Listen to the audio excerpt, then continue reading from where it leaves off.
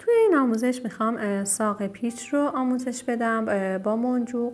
7 منجوق داخل سوزن انداختم. این تعداد منجوق تقریبا 1 سانت رو به ما میده. منجوق ها رو روی خط صافی که رسم کردم قرار میدم و از کنار آخرین منجوقم سوزن رو پشت کار میبرم. حالا از تقریبا 1/3 کارم سوزنم رو بیرون میارم و همین تعداد منجوق رو دوخت میزنم.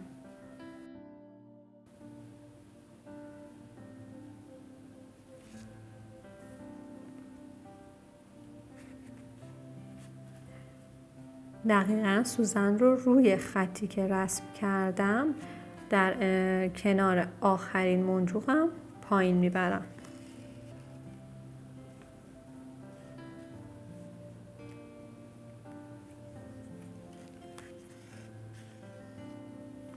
نکته مهمی که در ساق پیچ حتما باید رعایت کنید اینه که سوزن و نخ دومتون رو که میخواید بالا بیارید حتما اگر از ابتدا از سمت بالای منجوقی که دوخت زدید بالا آوردید تا انتها همین رو تکرار کنید.